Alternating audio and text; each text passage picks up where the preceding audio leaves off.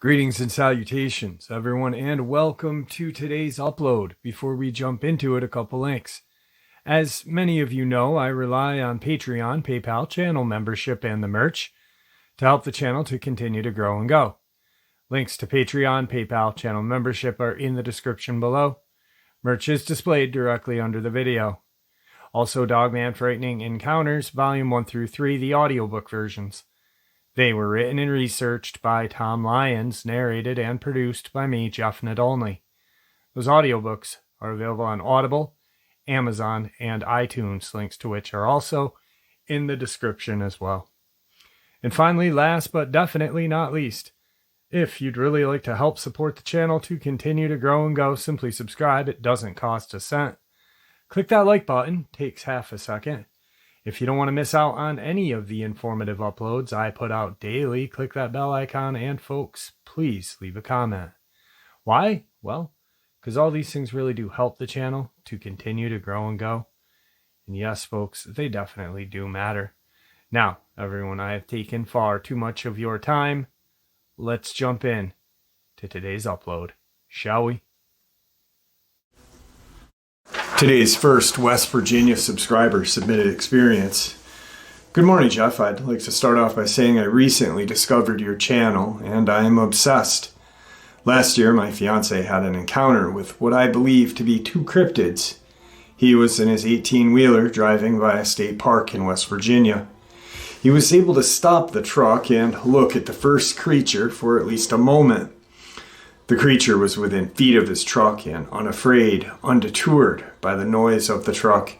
He saw the creature pick up a dead deer lying next to the road, running up over the embankment. He was shaken and shocked by what he had seen. He said that this thing was huge. He said he wasn't looking down from the truck, but looking out at it. He said this thing looked like it could have ripped the truck to pieces if it wanted to. I began researching and reached out to a local cryptid investigator as well. The closest thing that I found, and to compare it to, was the Andrew Sarchus.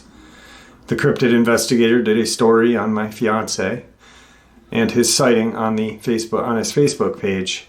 He received 3 other reports of the sighting of this creature.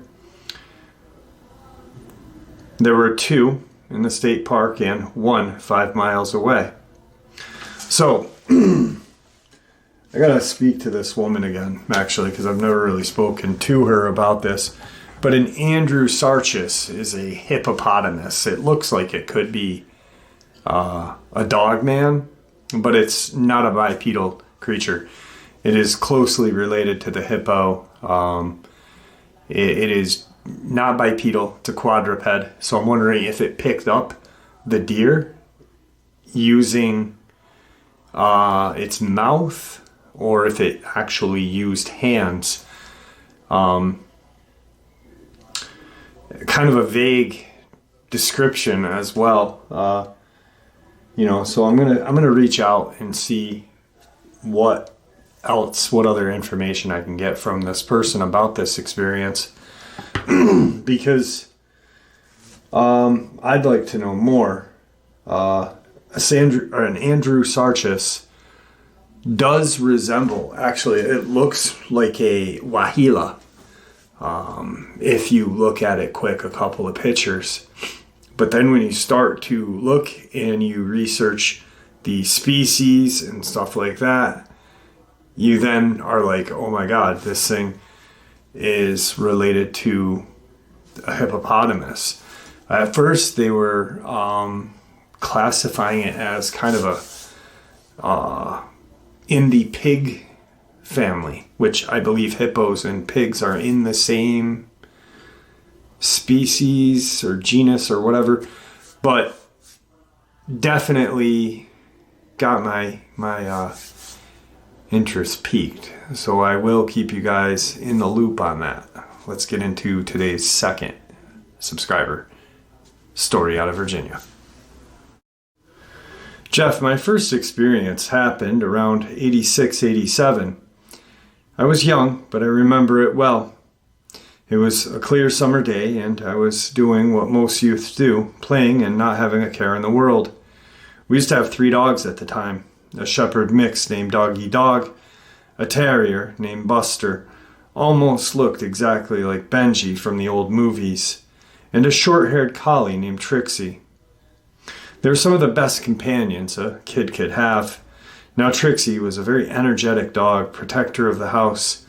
The other 2 were strays that my parents had taken in. Trixie was acquired as a pup from a seller. Our house was on the outskirts of a town surrounded by 25 acres of woodland. I used to run those woods a lot, build forts, play hide and seek, etc. Always had a feeling that I was being watched, though. You know that feeling like when you're alone, but you're not really alone? Well, my mom usually let the dogs out several times a day to do their business. On this particular day, only Trixie went out. We had a small fenced-in area right at the back door off of the breezeway. There's a huge walnut tree at the far corner of the fence, just inside of it. So, when my mom opened the door, Trixie flew out. The other 2 stayed in the living room. After a little coaxing, Mom figured they didn't want to go out anyway. No more than 5 minutes went by when my mom went out to let Trixie back in. Trixie was gone, and by gone, I mean she vanished without a trace. Now, she was around 6 years old and always would come back when let outside the fence, but this time she was in the fenced-in area. Only thing we found were a couple of tufts of black fur on the fence, and Dad seemed to think he had seen a small drag mark in front of the tree. We offered a $100 reward at first, which went up to $300 a few weeks later. We searched the woods, farms nearby, basically all directions around our little town without a trace, no leads, nothing. As the years have gone by and I've come to educate myself on the cryptids, I've really leaned towards Dogman as the culprit. It was either hiding up in that walnut tree or just in the wood line, which was 12 feet or so from the fence. As listeners, you can be the judge. There were no holes under the fence and the gates were locked. Something came over the fence and snatched her. Oh, I forgot to mention, the fence was a wired type of fence with a chain link but in a square pattern. The top first rows were bent inward. Mom, till that day she died, always believed she was snatched by a person. Believe me, this was no person. Well, that's my first encounter. I'll send you my second soon. Here's their second experience. It was the summer of 1992, and I was staying with a friend. He lived at the beginning of a dead-end road. We were used to riding our bikes a lot. We rode down this road and back. At the end of the road was an entrance to a large cornfield, and on the right was a wooded area. My friend had a large knife collection, everything from your basic penknife to small swords and throwing axes. We loaded our pockets with them and strapped a sword or 2 on our backs and bungeed an axe and a machete onto our bikes and took off. We liked heading into the cornfield and chopping our way through the stalks. It was fun. Thinking back, I'm glad we were never wrecked. That would have been pretty awful. Anyway, we got the bright idea to explore sections of the woods on the right. It was pretty thick in there. We hacked our way in. It was bigger than what we thought. After a bunch of hacking and chopping, we came to a small clearing and an old house with no front door. Windows were gone. It was basically rotting away. Looks like it had been abandoned for quite some time. It was weird, though. Out front, there were kid toys. We found 2 Power Wheels, a Fisher-Price kitchen playhouse, a basketball, which they didn't look like they had been there for long, or as long as this house had been abandoned. Upon entering the front door, it looked like a big bird's nest. There were sticks and old rotten branches all twisted up, and there was a lot of old walnut shells and acorns lying around. The second floor had rotted away in a circle. Walking up to the second floor, the 2 rooms on either side seemed to be intact and empty. Couldn't get over the room on the left because of the big hole in the center. Didn't stay in there too long because It wasn't clearly not safe. We goofed around for a little while checking things out. Couldn't figure out how all the kids' toys had gotten there. We pretty much made it back to our bikes when we heard a loud crash off to the right and kind of behind us. The weeds were about up to our waist where we were standing. About 10 yards from the edge of the road were our bikes. We quickly darted out and snatched up our bikes, looking back before I jumped on. The best way to describe this is there is a clip on YouTube from rock hounding with Bigfoot called Bluff Charge. The weeds and trees were shaking, and just about when it was about to pop out of the tall weeds, it stopped. It's a wonder we didn't get whiplash from how quick we turned our heads. We jumped on our bikes and were gone, pedaling as hard and as fast as we could. Needless to say, we never rode past the last house again on that dead end. I'll never forget the fear we both had. And tonight's final West Virginia encounter was one that I actually reached out to this person 4 years ago.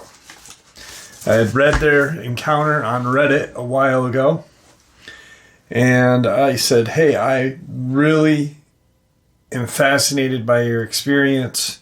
Do you mind if I share it with everybody on my channel? I had like 2,000 subscribers at the time. And she said, absolutely.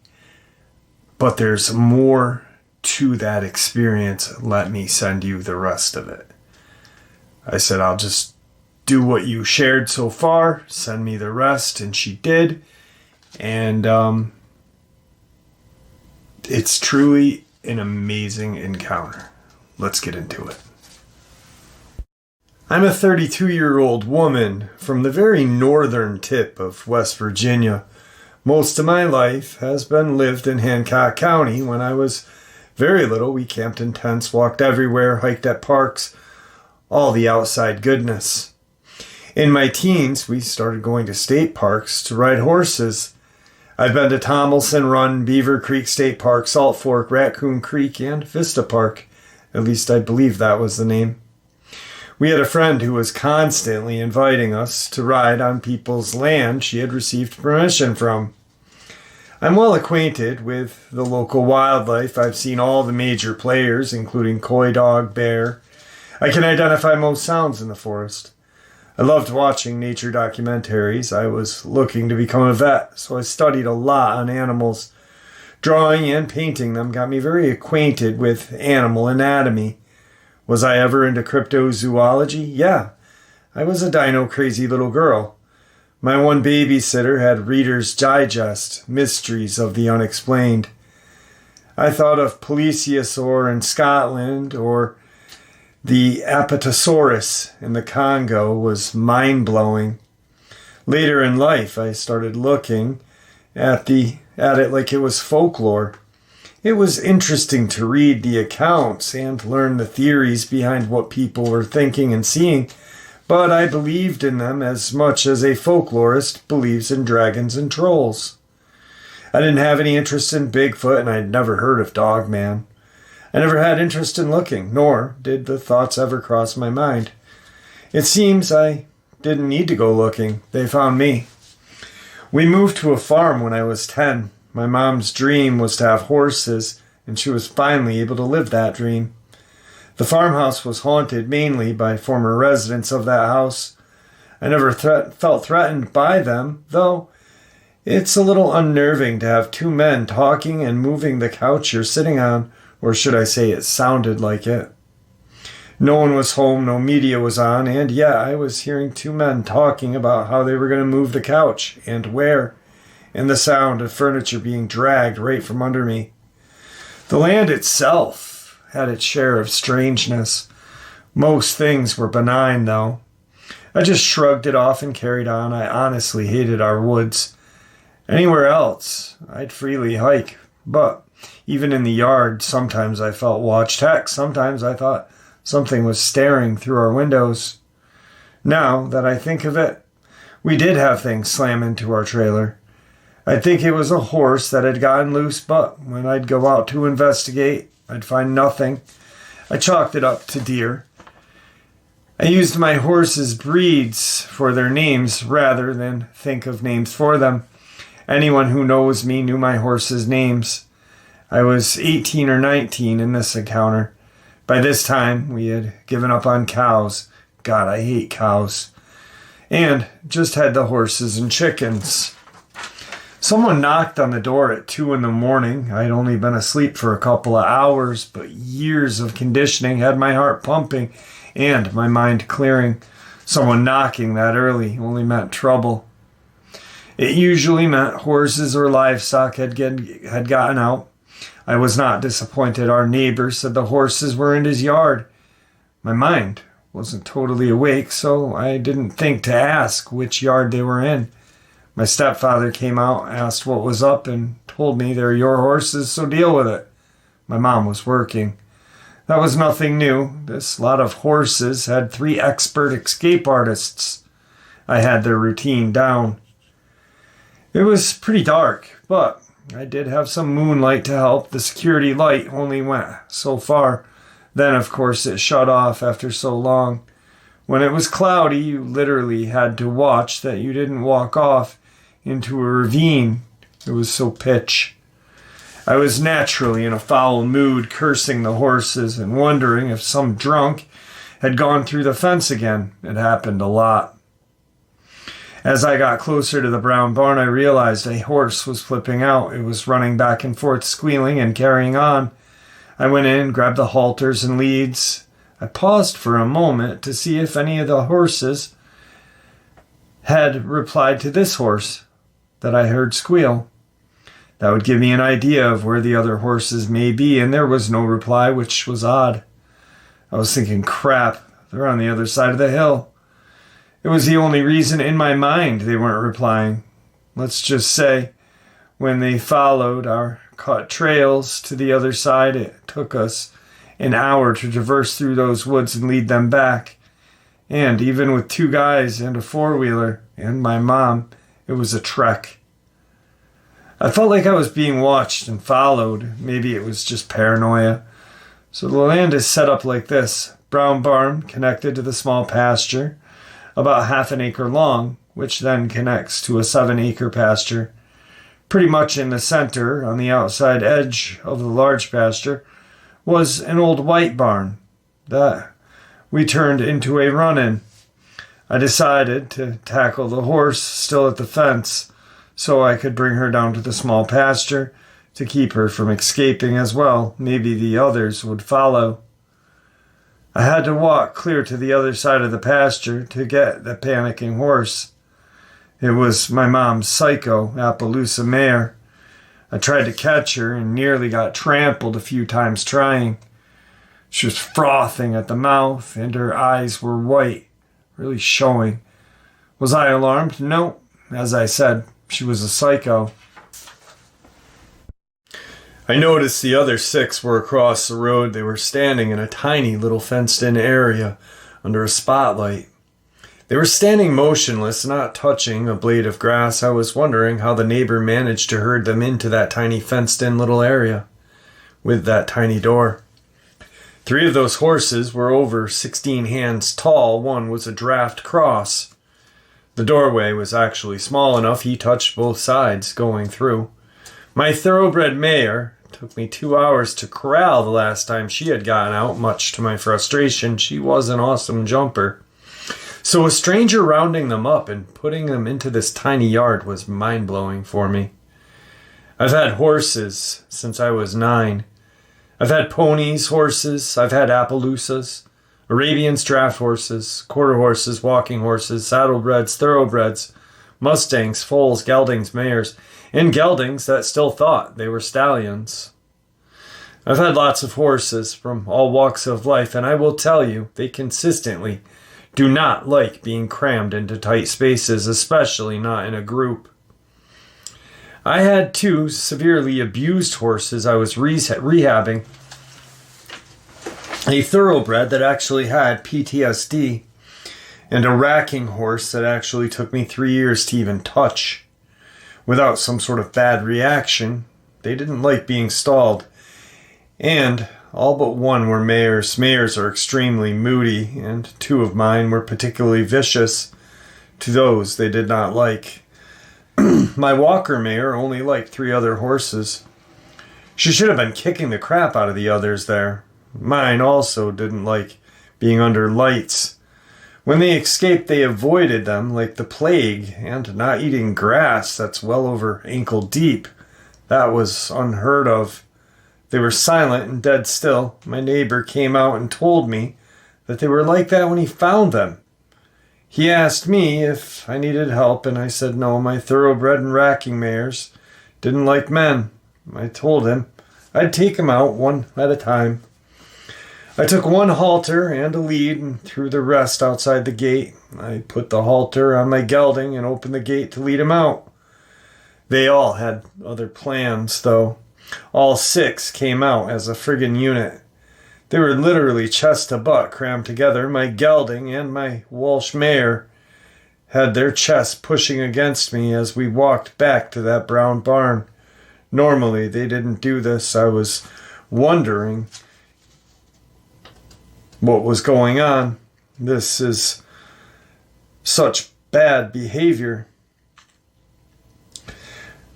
We were on the main road, which I didn't like. The speed limit is only 35, but people go 60, so I tried to lead them through a large pasture gate. They wouldn't even go on that side of the road. I was a little unnerved by their behavior, so I led them down to the brown barn, and they went in. They were skittish, though, picking at the hay I threw out, walking around restlessly, sticking to the barn like glue, and eyeing the upper pasture. I rationalized it, thinking my Appy was flipping out, and that was what was unnerving them. And why hadn't she come down yet? She had to have seen them all walk down. I rushed to the gate between the little and big pastures out of habit. I didn't want the herd to go back out into the big pasture. I did not have to worry they didn't follow me like they normally did. The gate was wide open, and the Appy is still running, squealing back and forth in the same area. I started to go and get her. Now, our neighbor's security lights didn't really light up my pasture. The road was higher than my pasture, so it was casting a shadow. I could make out her shape in some detail, though. She took off at a panicked gallop, swerved sideways, jumped the stream, and when she landed, she nearly landed on her face. She caught herself, though, and took off at a dead gallop again. I ducked behind the stump. If she would have hit me, I would have been dead. I went back and chained the gate. I decided to forego looking her over until I got the halters and leads. She was too hot at that moment. I decided to walk on the road instead of through the pasture again. The pasture is uneven, unlit, and full of springs. Sometime during this, clouds had taken over the sky, so there was no moonlight to see by. The spot on the road where I was at was paved and pretty well, though my neighbor was paranoid to mention. I had almost gotten to the white barn when I got this urge to stop and look at a very specific spot in the pasture. I would like to say it was instinct that told me to look, but usually I'd scan the woods first to see what was watching me. That's usually where the watchers are. Instead, I just flicked on my flashlight right on this certain spot. It was extremely close to where the mare was flipping out. I saw a red eye shine. My first thought was, why in the world would a deer be here with all of this chaos? I was feeling a sense of extreme dread, and I did not know why. Besides, it being where my horse was going nuts told me something else wasn't right. I then realized where the eyes were relative to the walnut trees and my racing barrels.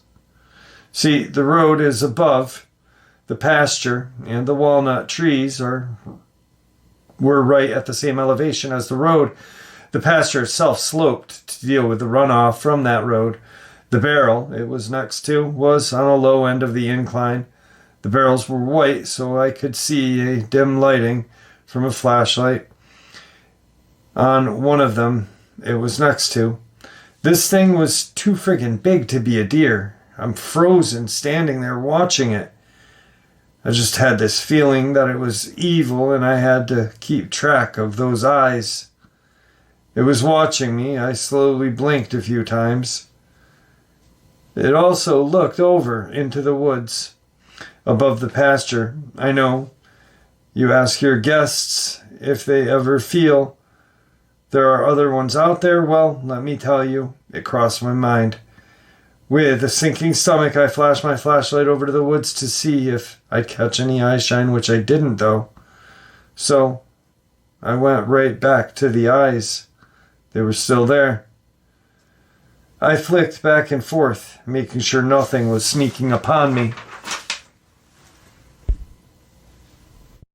I didn't know how long I stood there watching, frozen. Someone could have come around that bend and hit me with their car. I was so focused.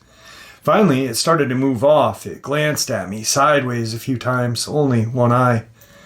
I think it went into the trees around the creek and I heard nothing. That wasn't surprising, though. The horses were still restless and making noise. I stood there a long time after, looking for eyeshine. I was wondering if it could have been a bear. I didn't think so, though. The eyes were constant in height until it disappeared. Bears are clumsy on their back legs. On this uneven, inclined ground, I have no doubt a bear would have dropped to the ground and gone on all fours, even if reared up and drop down behavior bears do when they are trying to see something wouldn't work. We had one cross our pasture before and he made a lot of noise going through the woods. The horses settled down quicker with that bear. I was almost to my neighbors at this point, considering leaving a couple $100 of tack at his house. Halters and leads are not cheap. I had no doubt if I left them there, they would be gone in the morning. My mom would have been pissed, so I darted over, grabbed them, and ran like a bat out of hell. I know. I should have just left the tack. I also know you're not supposed to run, but I couldn't even conceive what I had just seen. I got into the barn and threw the tack down and hung with the horses. I wasn't going to go back up that pitch black driveway on foot. I figured with the horses, I'd have a warning, and the barn had plenty of sharp things. I didn't go back until dawn. I was frozen stiff all that rest of that night. I've had years to think this over. It unnerves the crap out of me. How long was that thing there? Was that what was keeping the Appy Mayor from coming down? Was it right there in the shadows while I was trying to catch her, or was it in the unlit barn I had just walked through to get to the road? Was it the reason the Appy swerved and nearly fell? How did my horses get out? I never did find how they got out. Did they panic and jump the fence? I did check the fence line away from the woods. I did look for tracks around the barrel. Sadly, the ground was hard from the frost that morning, but I will say the Appy was running for a good while. The ground was severely torn up and turned into a muddy mess. It was high noon when I went down there to check. The ground had melted. I bet it was her that woke the neighbors up. It took them about a week to finally settle down. I don't know if whatever it was still in the area, or if they were that traumatized. So it wasn't long after that my mom filed for divorce. My ex-stepfather got the farm. I moved with her into the city.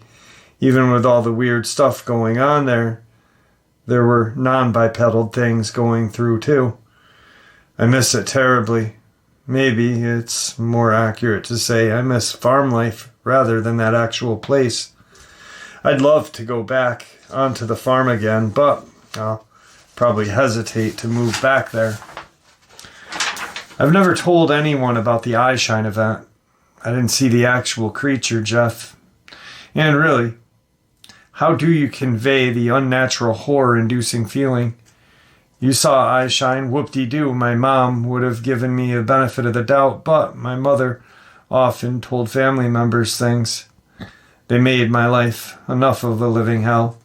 I didn't want to give them any ammo. This next part is the subscriber's second email they had sent me. This part shares more weirdness that occurred on their farm. First order of weirdness, all of the barn cats began to disappear. People were constantly dumping them. We had a hell of a problem, and poof, gone. The neighbors asked us about it, and I told them we had assumed they got sick of them and took them to the pound. They thought we might have poisoned them. We decided maybe the fox ate them, even though the foxes never bothered them before, except the fox family disappeared too. No signs of them. The den they used for decades was falling in. Even my house cat disappeared. She loved lying on the porch. I once found a kitten with its face bitten off like a laser cut. No bone crunching. Creeped the hell out of me. Second major event was similar to the one I mentioned first, except the majority of the horses came up to the house. I walked them to the brown barn, locked them in the lower pasture. That time it was the thoroughbred that had gotten stuck in the upper pasture. The thoroughbred didn't need much encouraging to come down as the appy did, but I still was worried she was going to snap something running around in the dark like that. I just dismissed it as dumb horses. They run through fences all the time and rip them down. Never did it before. Didn't do it after. Even when we had an actual black bear go through.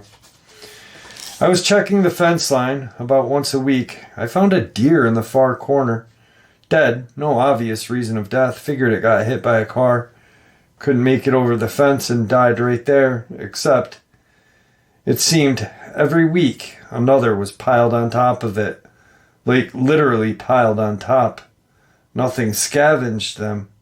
Just bacteria and bugs eating them. 6 deer ended up being piled up.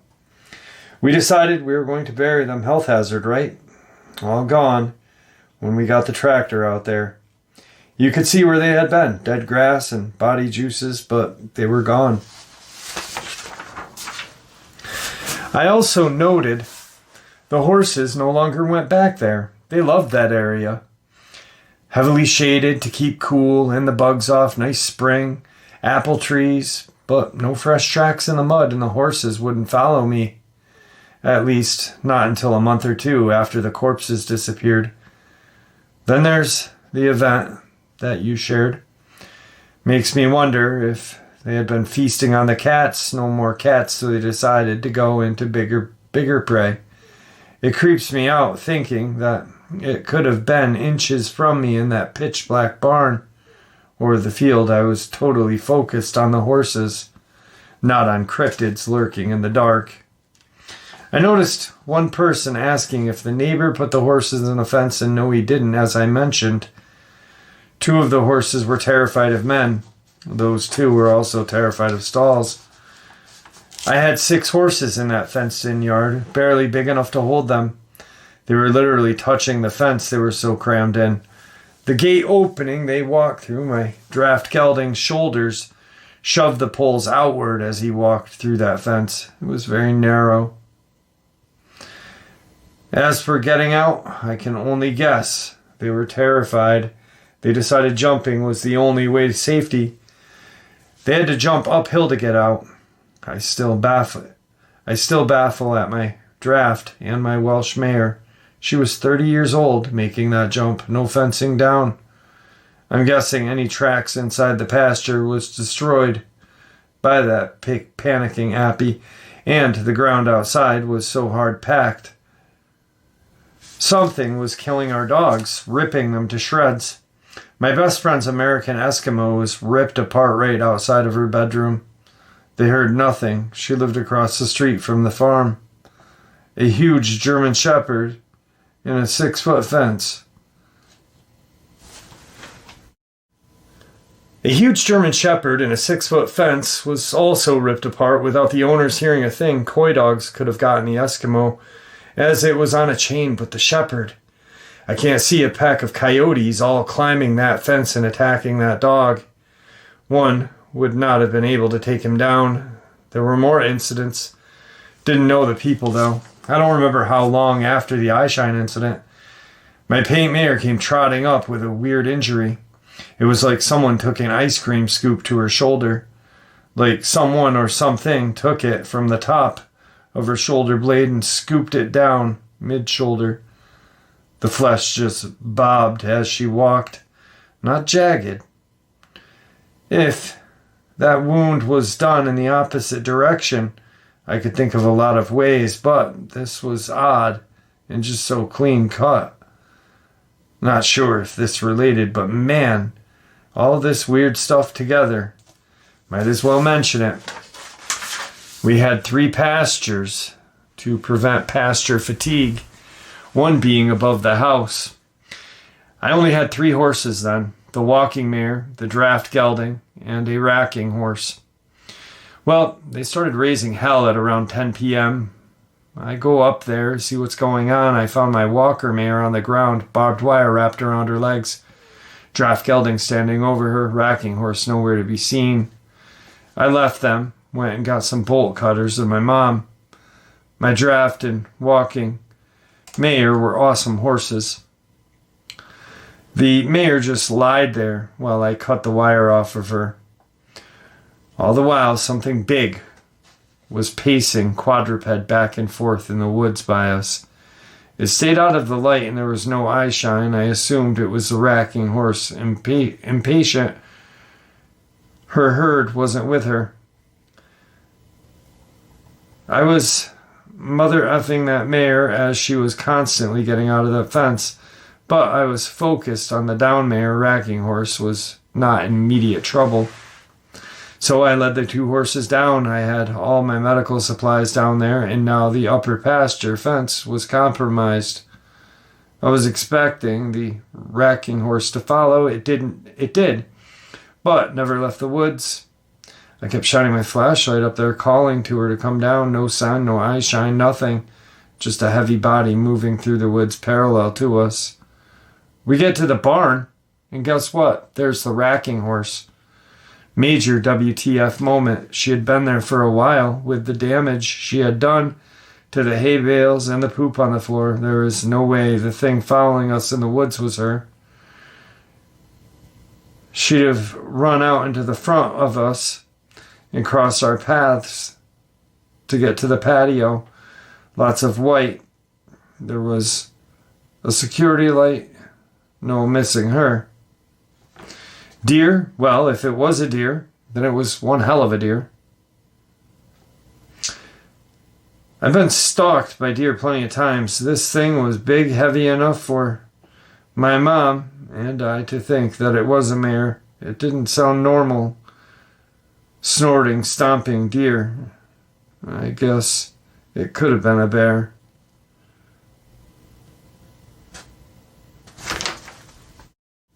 I did go up to fix the fence. I looked for tracks. I found the racking mare's tracks. Followed the clear fence line down to the road. Tried getting deeper to see if I could figure out what was pacing back and forth. The brush was mostly multiform roses, and I couldn't get very deep. I wasn't willing to go that deep, as I couldn't see very far. The final event, a month before my mom dropped the divorce news. I was 27 or 28 at the time. My cousin and I decided to go for a ride. She got caught up in something and arrived late. It was dusk, but it had been too hot to ride as of late. That day was cooler. So we decided, screw it, we're going. Both horses were very experienced in dusk and night rides, bomb-proof, super experienced horses. This was their home turf, no worries. We get to the trailhead. They spooked hard at a cat. I land on my feet. Cousin wasn't so lucky. Figure they were just feeling their oats from not being ridden.